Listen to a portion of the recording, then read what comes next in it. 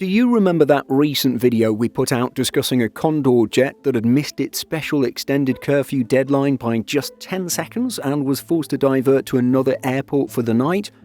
Well, it's only been a few weeks, but we now have another situation where an aircraft was just a few seconds off from its intended arrival time at a German airport.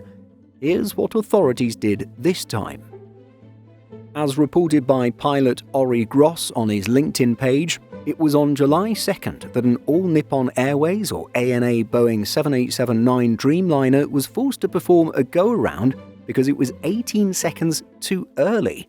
Indeed, Frankfurt Airport's nighttime landing curfew had yet to be lifted, which takes place at 5 a.m. Operating flight NH203 from Tokyo Haneda to Frankfurt, the jet must have been ready to touch down at 4:59, but was instead forced to circle over the Frankfurt area.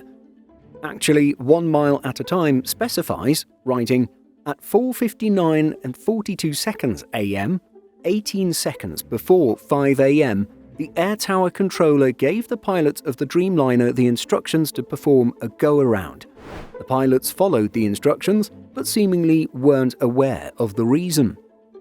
It was reported that the ANA flight was originally scheduled to land right at 5 a.m., precisely when the curfew ended.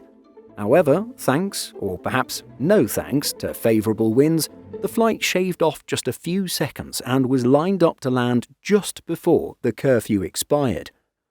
Frankfurt Airport clearly strictly enforces its night curfew, which takes place from 11 p.m. to 5 a.m. The reason for this curfew is to reduce noise pollution for nearby residents. This curfew is not new, although Matthew Clint of Live and Let's Fly questions whether anyone who purchased their home after 1936, when the airport opened, has any right to complain about noise knowing the location of their property. When we put out that video about the Condor incident, many of you viewers were quick to remark with comments regarding German bureaucracy, and we're anticipating the same tone of comments again. In our humble opinion, it would be understandable if the aircraft arrived any more than 2 minutes early. However, to deny landing for a 7879 arriving 18 seconds ahead of the limit is quite remarkable. With airports and governments discussing and pushing green/sustainability initiatives, there needs to be something written into the rules to handle situations like this where no safety risks are present. As Live and Let's Fly highlights, a go-around involves throttling up to full power and flying a loop back around the airport. The result is more fuel burned, more emissions generated, and more noise for the local residents that the rule is meant to accommodate. But we can probably say that the ANA pilots now know the consequences of arriving a hair too early.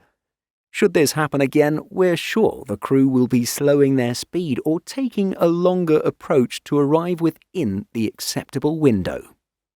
What are your thoughts about this incident? Let us know by leaving a comment. In addition to our daily YouTube videos, Simple Flying publishes over 150 articles every week. If you're looking for the latest aviation news and insights, visit simpleflying.com.